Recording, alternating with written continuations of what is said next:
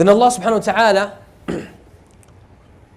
at the end of this verse, makes it clear. He refers to this principle. He says, إِنَّ الْعَهْدَ كَانَ مَسْئُولًا. Any kind of covenant, any kind of agreement, any kind of promise, any kind of commitment that you have made, you will be asked and questioned about it. Whether you made it to a Muslim or to a non-Muslim, to a man or a woman, to a senior or a child.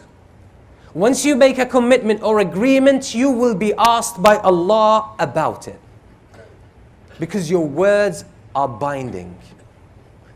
We think words are just some air that we blow into the atmosphere. But it's not.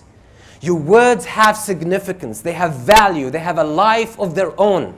They have a personality of their own, and they will come on the day of judgment as proper creatures, and you will be able to see them, touch them, and feel them. And worst of all is that you will deal with their consequences.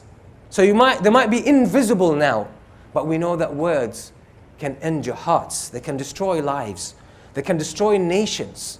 So they have a life of their own. So Allah subhanahu wa ta'ala is saying, إِنَّ الْعَهْدَ, any promise, any covenant, any commitment, كَانَ مَسْئُولًا سَتُسْأَلُ عَنْهُ يَوْمَ الْقِيَامَةِ. Any covenant, you will be asked about it on the day of judgment.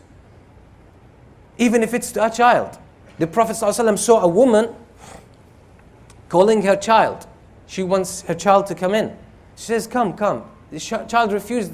So she had something in her hand, or she seemed to have something in her hand, and she said, come and I will give you. I will give you this. So the Prophet ﷺ said, is there anything in your hand?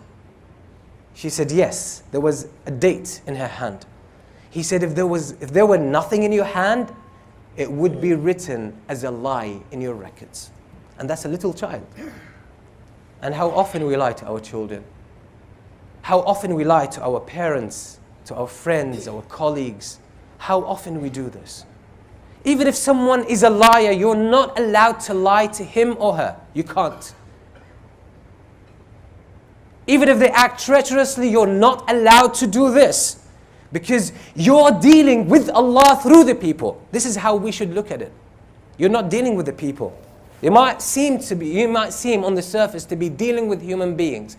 But in reality, you're dealing with Allah through these people. These people are a test for you. They are the immediate environment through which you're dealing with Allah subhanahu wa ta'ala. So don't treat people for who they are. Treat them how you want Allah to treat you. Keep that in mind. And that will make all the difference. That will make all the difference. And that will free you from the negativity, the cynicism that you might find, that might come your way from certain people. Free yourself from that. And free yourself from making other people who might not live up to a high standard stipulate how you live your life and how you behave.